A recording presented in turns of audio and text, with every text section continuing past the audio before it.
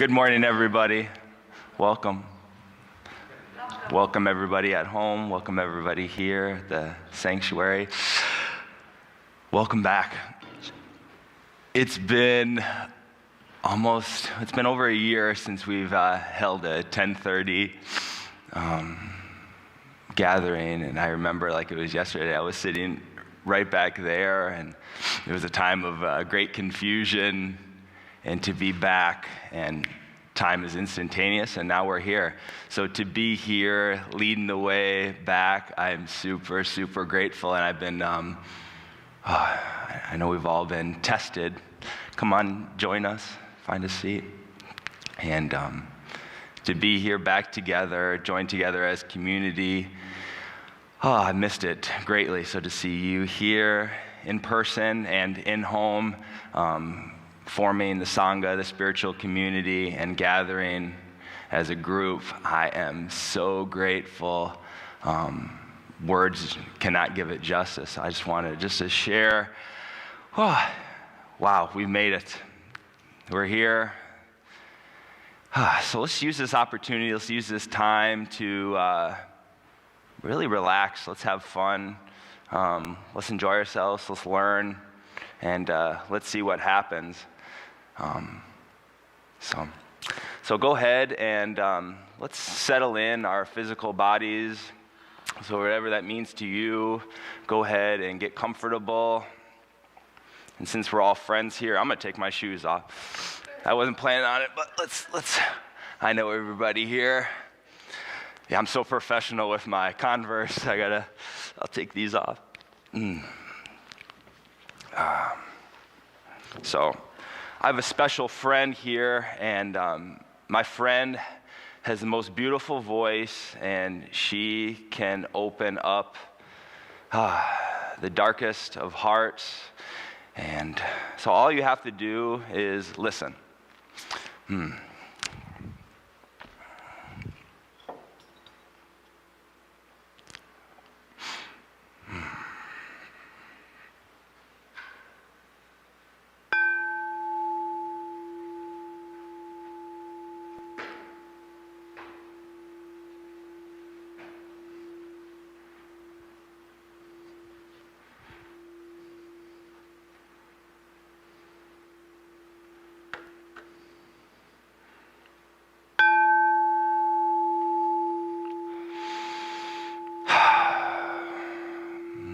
I invite you to let go.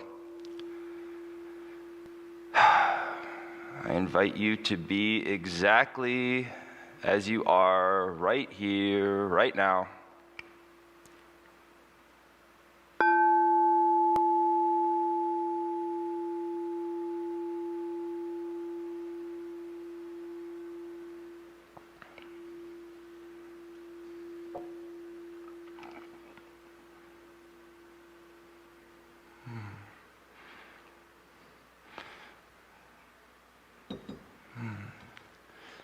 Just building our awareness, just become aware of your physical body.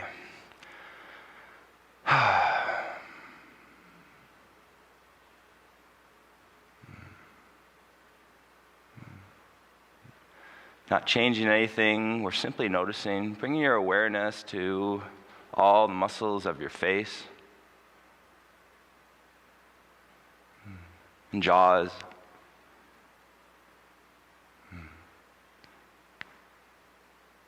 The space across your shoulders. Bringing your awareness right to the center of your chest.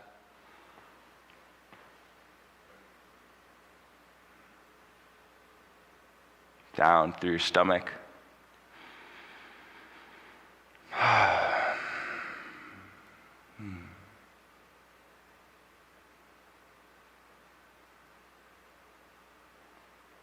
Notice the movement in your lower abdomen as you breathe.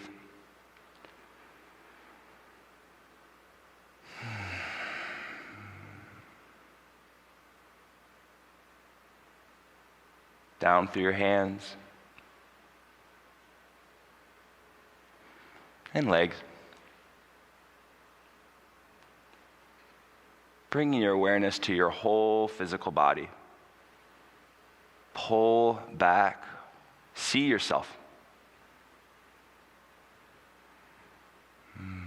You are not your physical body.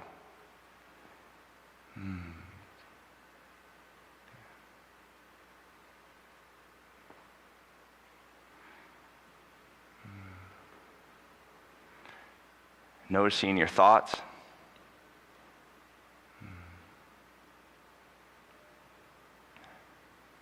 Allowing the thoughts to flow through as if you were standing in a slow and steady stream. Thoughts come and flow through.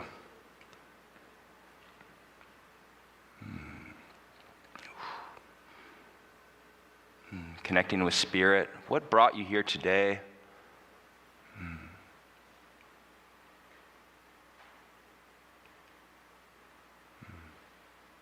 Feeling connected to the moment.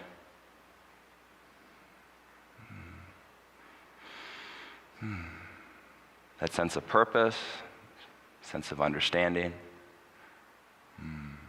sense of belonging. Find that space between body, mind, spirit.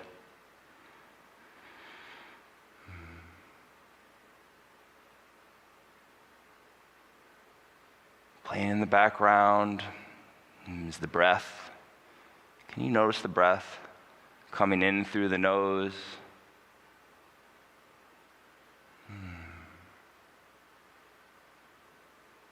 Filling up the belly, filling up the lungs, and letting go.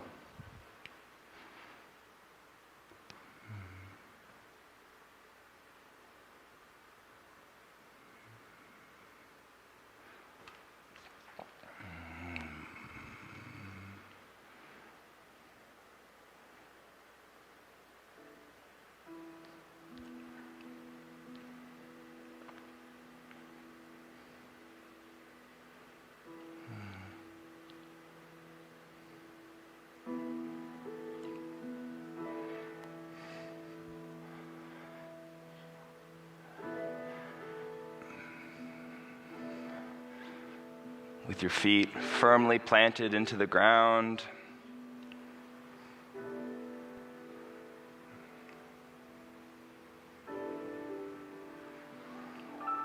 Whatever no longer serves you, allow that energy to be transferred back into Mother Earth.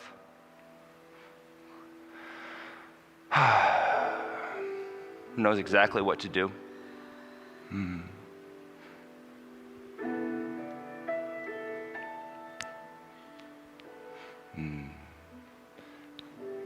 Connected below, connected above. We are in the sanctuary, a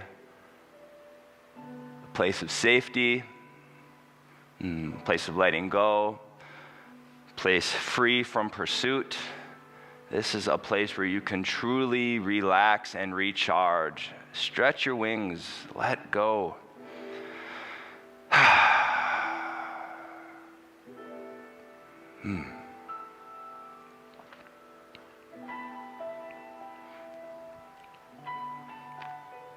Only when you are ready, slowly begin to add just a little movement to your hands.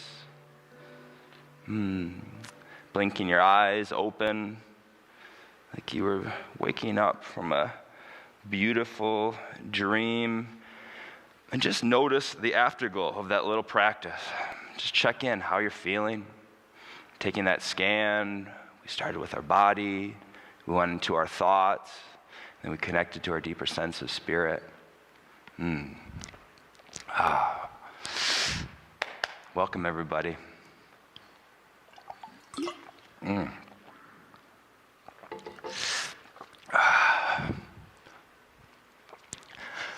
My name is Alex Freese. I'm a holistic health practitioner supporting people in mind, body, spirit, building practices that allow their highest selves to come out. And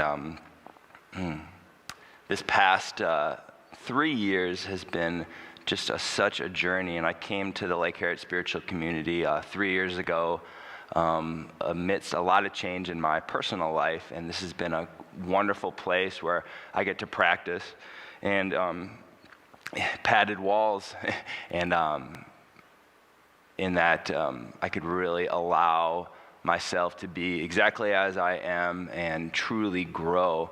So it's so funny that I'm up here now, because I laugh.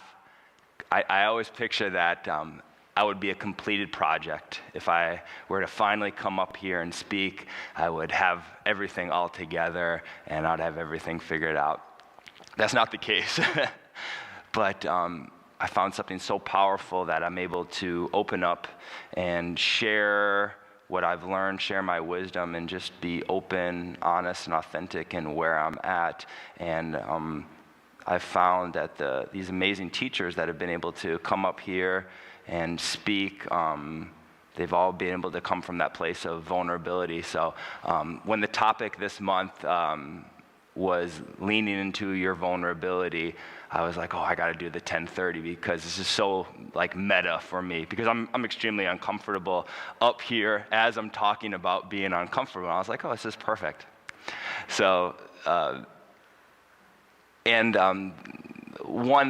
practice that I've been cultivating this winter, I've been using the cold as a teacher, and it's really about leaning into my uncomfortable. And I was like, oh, I really want to share what I've learned these last 4 months, and really hopefully ignite your own personal practice in leaning into your uncomfortable.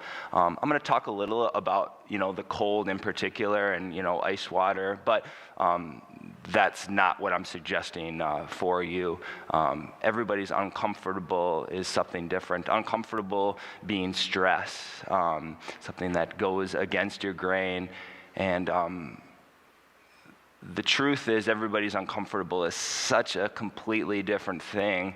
I'm going to use the example as the cold here, but I hope that you're able to carry over and see that the cold isn't necessarily for everybody. But I love this picture. That's my dad in the background. My dad came to visit me. I think this was maybe in December or so, but he was able to come with me and embrace, and I think I look pretty cool in that I'm taking it all in, but it's not always the case. Sometimes the uncomfortable is about facing the pain, and sometimes the pain it's challenging. So really, this is about a practice of acceptance, accepting what is exactly as it is. So I love this quote. This is from a movie I really like called The Princess Bride, and that's Princess Buttercup. And she's saying, "You mock my pain." And he responds, "Life is pain, Highness. Anyone who says differently is selling you something." So I don't want to undermine your personal pain. Everybody's pain is completely different. So I'm just like, oh, face your pain, move on. Gosh. So again, I want to find a comical approach. Is I really respect your path and where you've came from, and no, I fully don't understand your specific flavor of pain, but I have a good understanding of what suffering is. I've done a lot of suffering in my life, and I have embraced the cold as a path of, I can't take it anymore. I can't take another moment. I can't take another day. If I can't turn away from it anymore, what can I do? Well, one, I can stop pretending like I have a choice. And life is pain. That's a hard one. Just let that one sit in.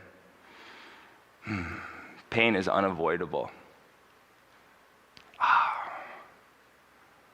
Nobody ever told me that. I spent a lot of time distracting myself, spent a lot of time distracting myself. I spent a lot of time turning away. It worked till it didn't. It worked till it didn't. I was a firefighter for 12 years, and during that time, I wasn't aware of a lot. I lived my life very unaware. And through a series of events and culmination, the patchwork didn't work anymore until I completely fell apart, and it was beautiful. It was destructive and beautiful and messy, but it's exactly what needed to happen. And through death comes rebirth. So in finding the cold, it was a way that I felt like it wasn't about control. It was about anchoring that true, authentic strength that I had within myself, that I could lean in. I could lean in into the uncomfortable. And it's been a practice that I've built up over time. So now I'll take a couple steps back. So I was diagnosed with PTSD and MDD, major depression disorder. So oftentimes it's like the input and the output gets kind of confused, and that the external world will present something that ignites something within myself that will trigger something that I experienced in the past that I had never processed. So it became a very confusing time in that my body would go into a flight or fight, and my body would respond in a particular way, and I didn't know how to respond. And I used cold showers initially as a state changer. That was an opportunity where I could change the physiological response in my physical body, that I had a little bit of space, and through that space I would have choice in how to react. And the cold shower. So one, I want to share, I hate the cold. I don't like, I like being comfortable. I like being cozy. I like being warm. So taking a cold shower was something that I didn't want to do, but how I was feeling, I couldn't take that either. So I was like, oh, what do I have to lose? And I found that when I did take the cold shower, I wasn't able to hold on to what I was holding on to. I wasn't able to hold on to the anger. I wasn't able to hold on to the suffering because it was an overwhelming practice. It was something all-consuming, and I'm the type of individual that needed that, balance with my other practices of meditation and exercise and all the other things that we all know that are good for us, but I know I needed something more. So this practice slowly started to cultivate, and to this year, I began to go to Lake Harriet and fully immerse myself in the cold water. But in the practice of going to the cold water, it's allowed me to appreciate and accept all the beauty that is in my life by moving not around but through the pain. And again, this is another one that hit me as like an inconvenient truth. It's a way through. By facing the pain, I realized, oh, it's actually not that bad. And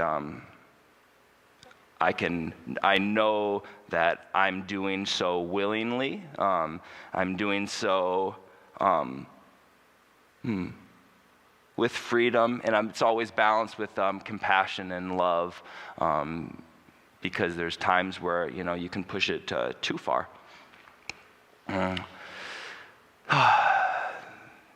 In seeking, safety and comfort, it's kind of slowly started to box me in to a life and a lifestyle that kind of was very limiting in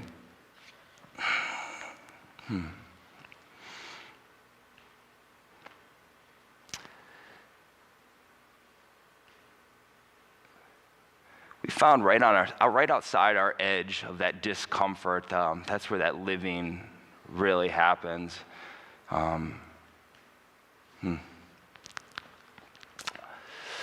So this is a suffering face.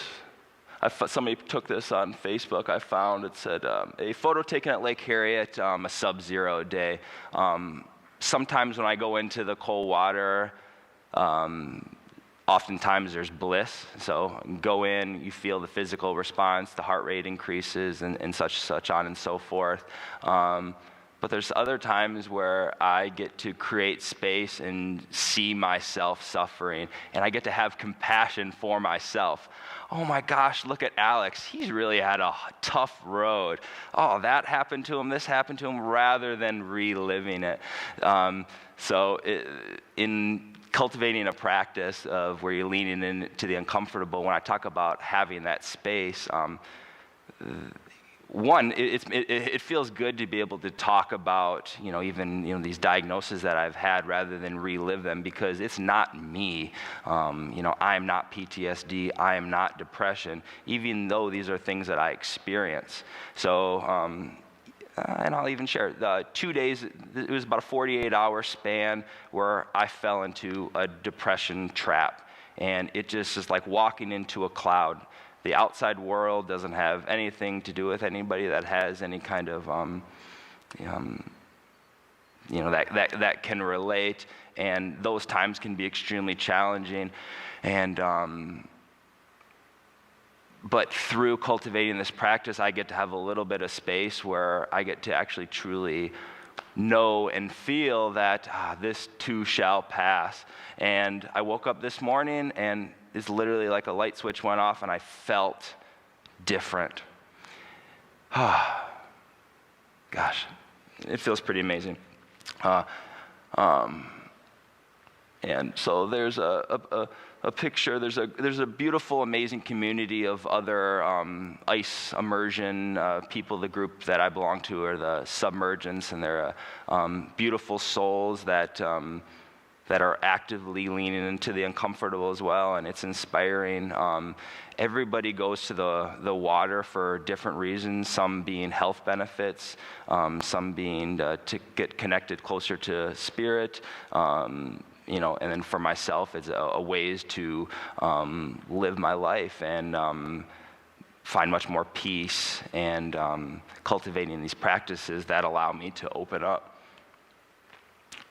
So I think it's interesting to, we started our practice today building awareness on how we're doing in our physical body, how we're doing with our mind, and how we're feeling connected with spirit. This is a practice that is continuing for myself, building that, that body awareness, and also the relationship with my own thoughts, because if I were my thoughts, if I were convinced I was my thinking, I don't think I'd be standing here today. And I know there's a lot of my fallen brothers and sisters that have not made it through the other side, first responders, police, firefighters that have taken their own lives.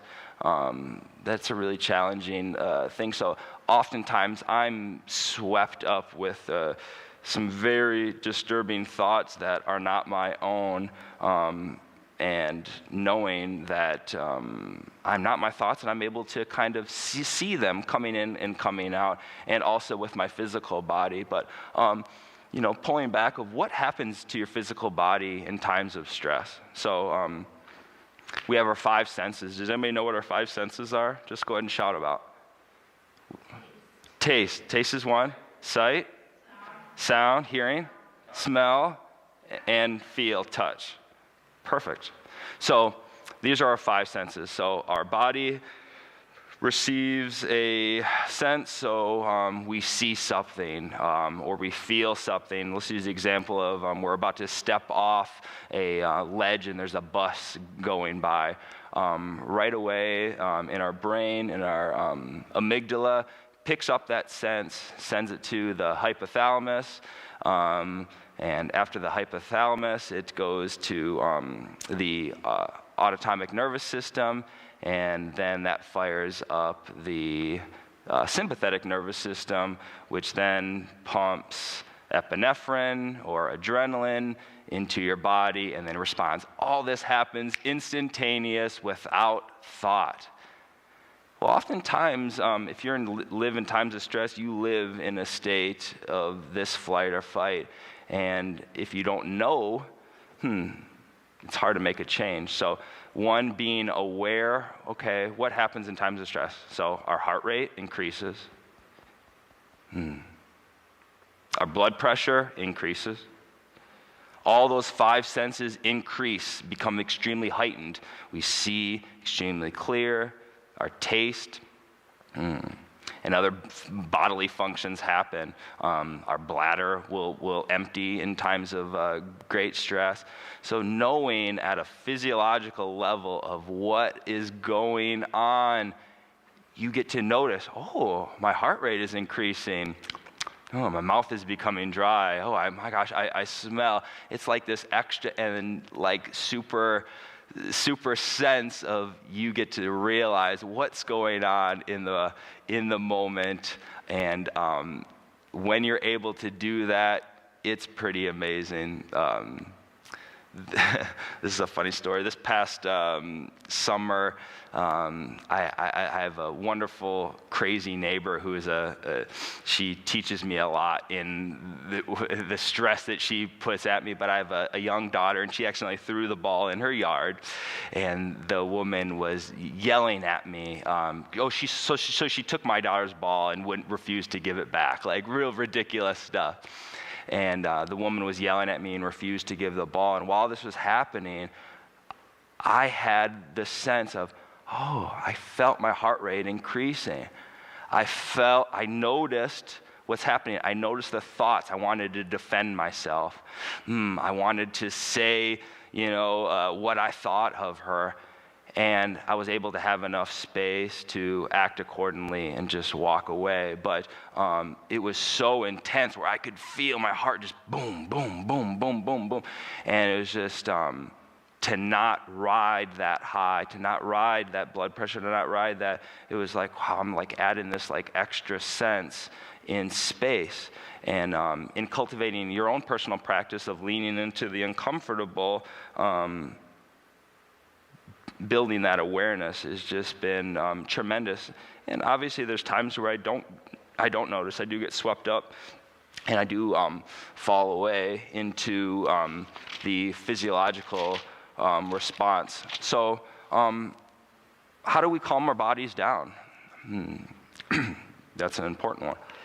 One, becoming in contact with the breath, just noticing what's happening. One, just having that awareness. And not doing anything with it, because there's times where you're going to be under stress and our body is responding accordingly. We're trying to survive, and we don't have to lower it. But then there's times where we can say, okay, through consciously, I'm going to go ahead and lower my heart rate, bring it down. Slow my breath down.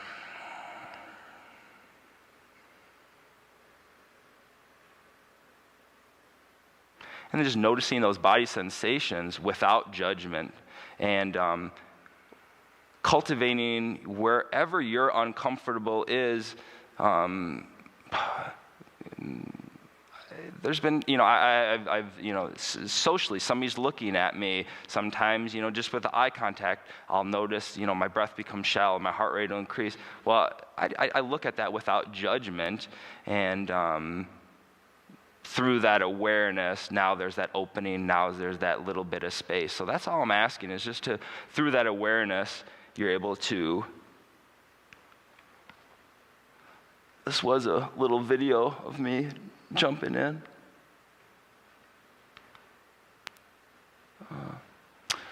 Does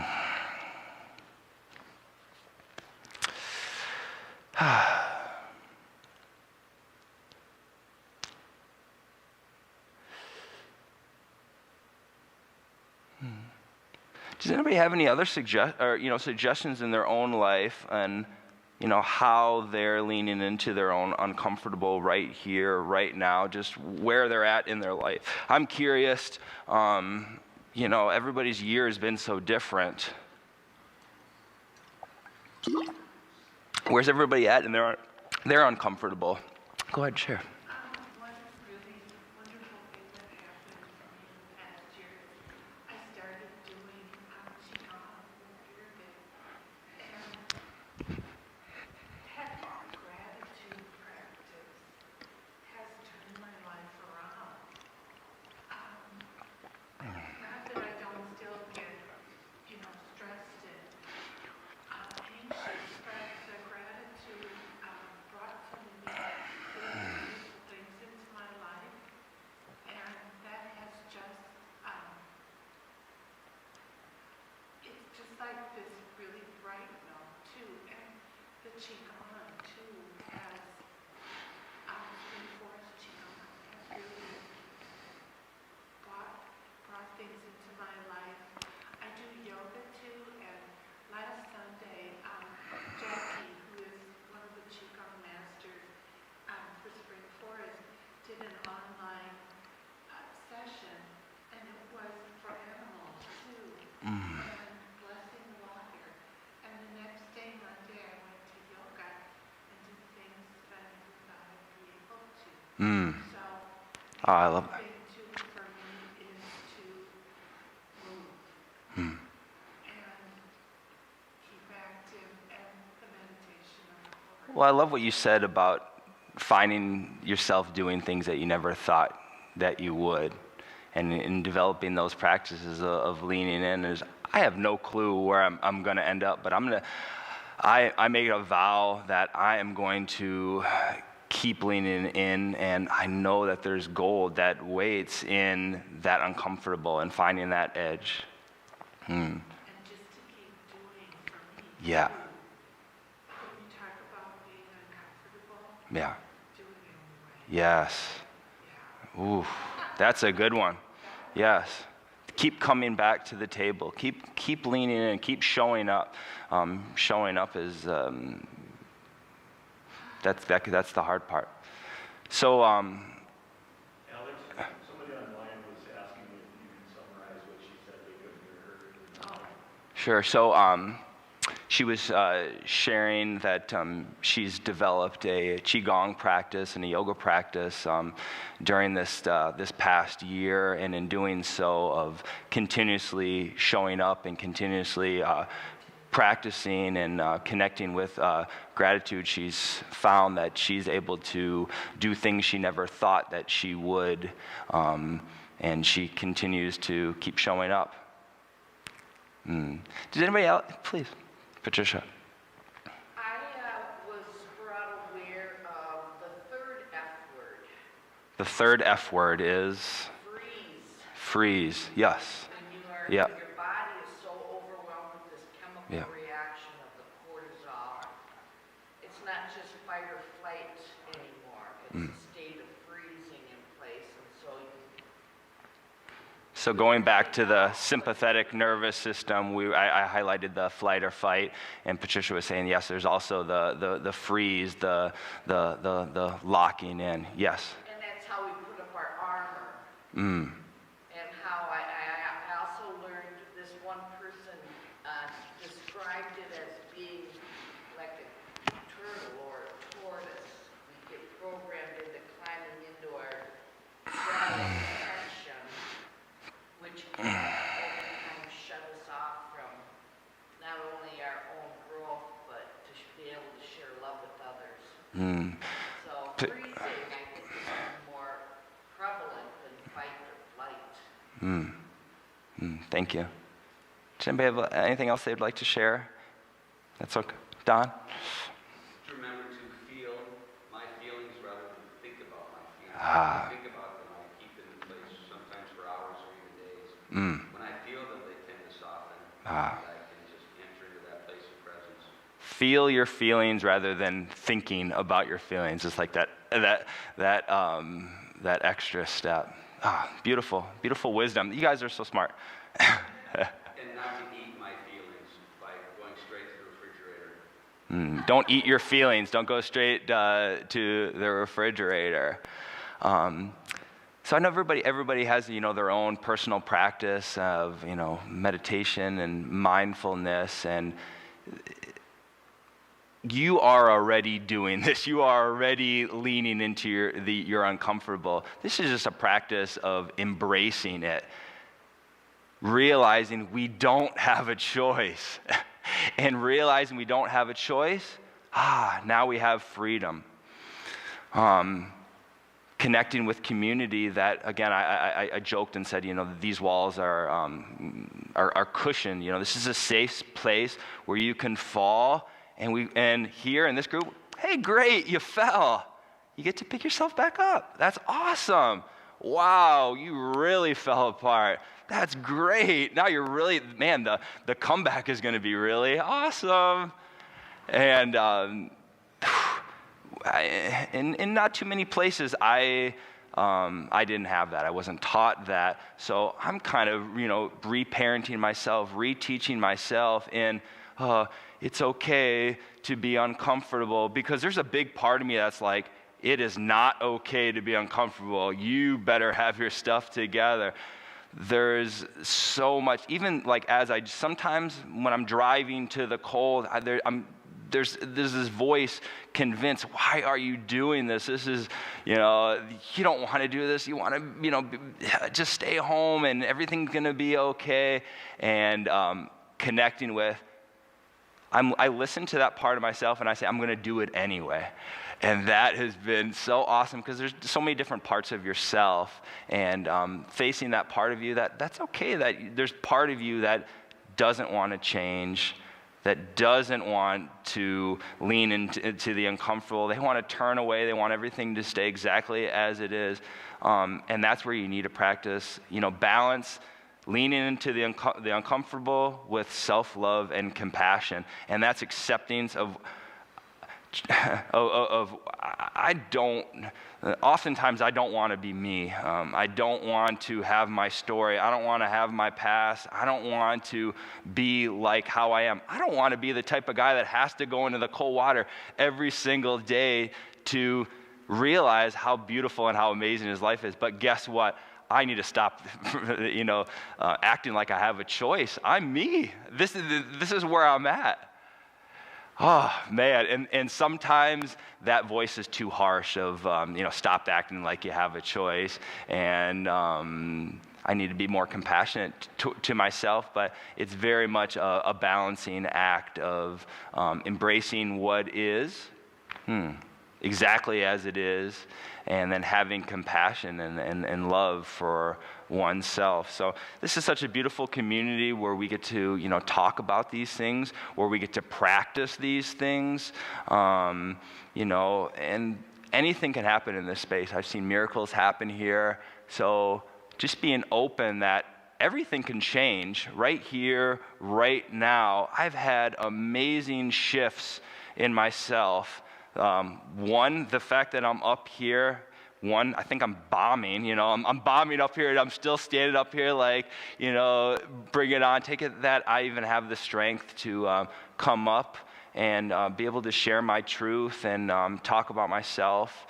And because I know it's not the real me. It's things that have happened to me, but it's not the real me. And I know that there's individuals that are so challenged, and they need places exactly like this to learn, to grow, and to connect.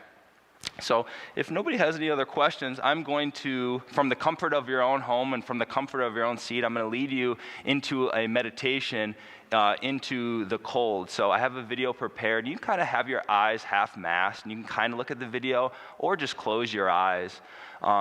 So imaginary, we are going to go into the cold water. So when you go into the cold water, that physiological response of what I talked about, the heart rate increasing, your body being perceived as a threat, it's going to be very real. So we're going to have to use our imagination, and I'll talk about the physiological response of what happens when you initially go into the water. And I do want to extend an open invitation. If anybody ever wants to come to the water with me, I love taking first-timers into the water, that you can find me at alexfreese.com and just send me a message, and we'll coordinate a time to come out and dip into the water. But You're going to have to use your imagination on video too, because I can't show it and stream it, so. okay, for the people online? Well, I'll do some, so. Okay. Meditation without the video. I can show the video after we go offline. But can I show the video no? Oh, okay. Friend, go ahead. Well, of course, my questions are always talking about myself, and that's very scary. And, but I would like to hear from you more about, because I too have fear of standing up, basically. And yet, I'm motivated by something. And you explained the negative side of that, like you don't have a choice. But I didn't hear the part where I believe you're coming from, Alex, about actually wanting to embrace self-love and extend this self-love to all of us.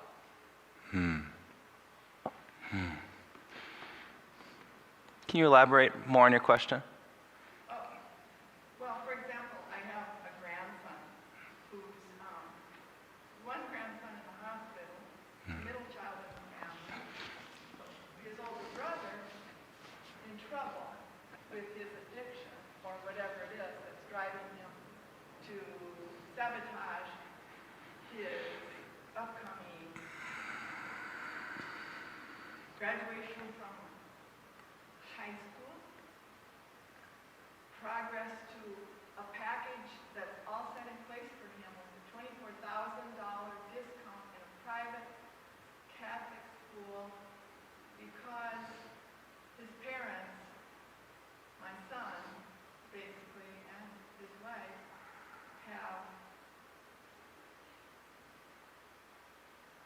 created their reality for him. And he continues to smoke marijuana. His brother's in the hospital. The dynamic in their life is that when the middle son, who's a model student, gets the attention, the older son, I know it's well head stuff, but the older son gets the attention back. And so, what I have to do is use my connection with the power greater than me to know that much of my life I have not had control over, most of it. And yet, the belief system I have is that that's all good. Everything I did was good. It was all done out of love, even if I didn't know what it was when I went into my own addiction. I don't know how to summarize it. It's very long. But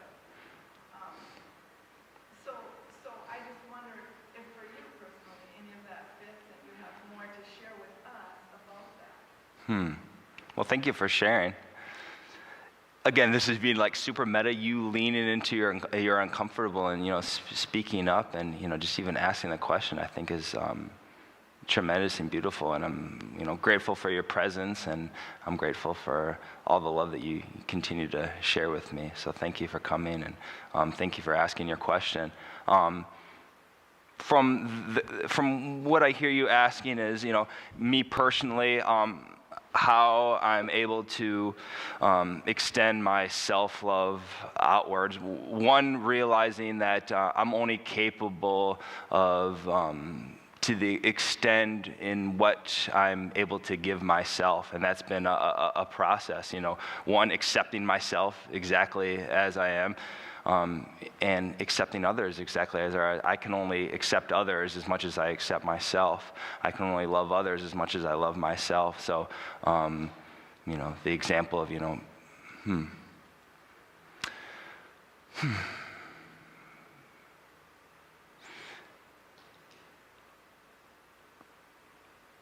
It's a tough question. Yeah, and I guess I'm not fully following, but hopefully I answered it in some roundabout way, and maybe we can connect afterwards too if we can talk more about specifics into the details. So, yeah, sorry, and thank you. I think all we have is this moment in time. And then to try and dream or think about what the future's gonna be steals this moment in time away from you. And that your grandchildren have their own paths to live. All you can really do is set an example of patience and acceptance and not take on responsibility for their choices, even though they're young and may not know. Because all we have is right this moment.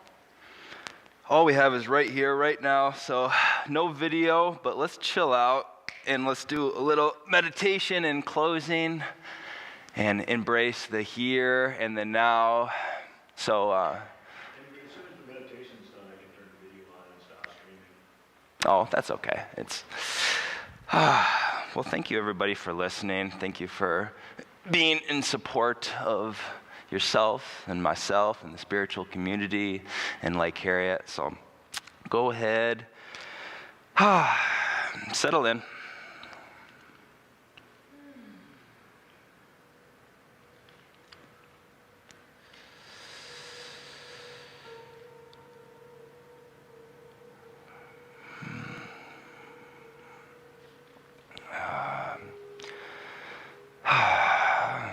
Let's take 3 breaths as a group. We're going to be breathing, inhaling through the nose and sighing with an open mouth sigh.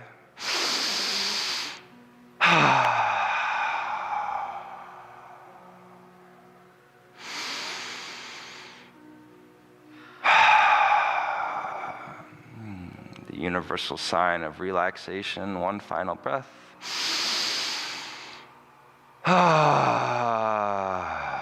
Let it all go. Positioning your hands, whether it's palms down, we want to be grounded, turning our palms up in order to receive whatever feels right. Positioning our physical bodies. Slightly picking up your chin. Relaxing all the muscles of your face.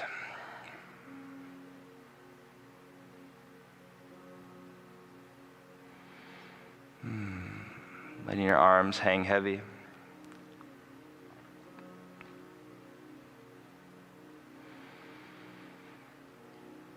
Let everything be.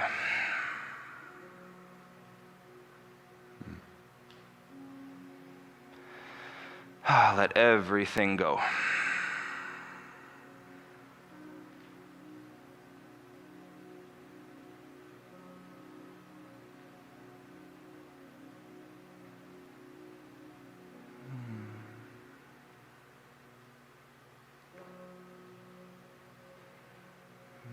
Accepting the moment exactly as it is.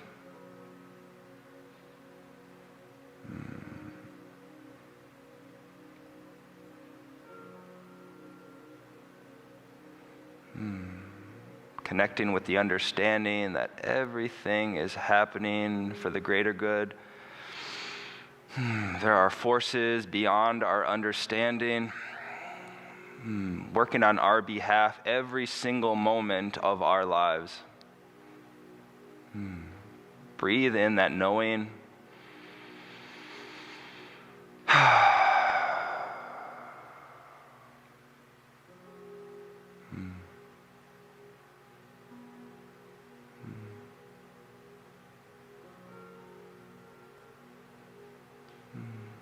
Allow your body to be still, at peace.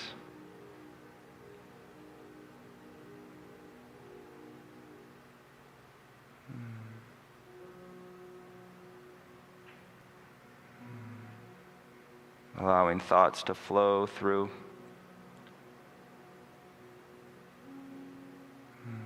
And we'll connect in a few minutes and just be.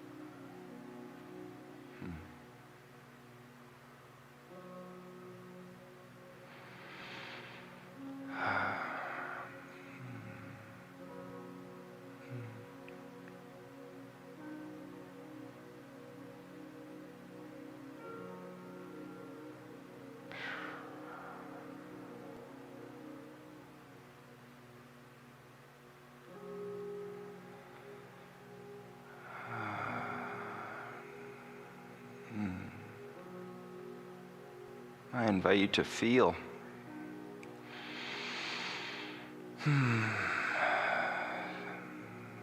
Feeling the energy in this room, traveling all the way to you at home, watching online.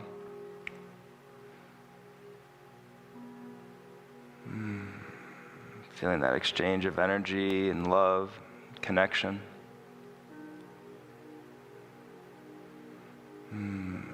Know that in times of peril and times of strife, we're all in this together. Know that we can draw on each other's energy anytime. With love and compassion, spread that energy all throughout the group. Know that whatever you need, strength, confidence, love, peace, understanding, that you have it right here, right now.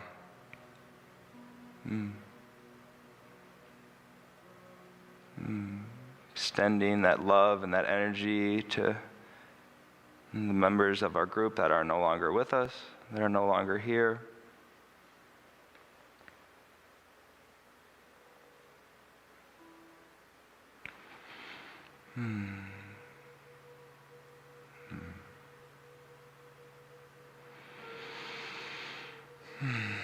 Slowly Reaching your arms overhead and putting your hands together in prayer position.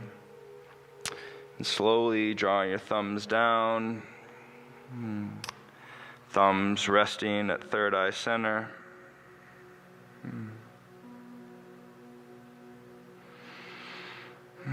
Thumbs sliding down the bridge of your nose, resting at your lips.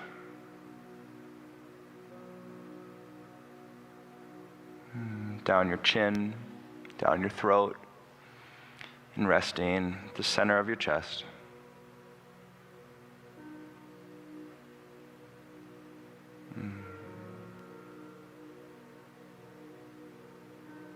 Placing both hands over the center of your heart. Seal it in. Thank you, everybody, for coming together. As if you're waking from a beautiful dream, slowly come out.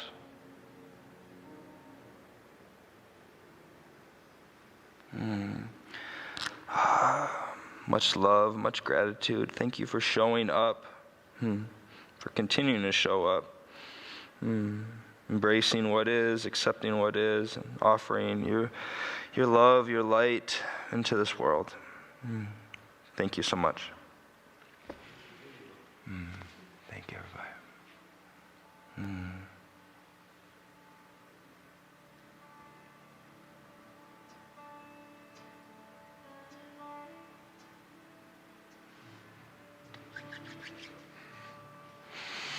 Have a wonderful day, everybody. I'll stick around, hang out if you want to have any conversations. If you want to donate, we would gladly accept it in the back. Come on up. Yep.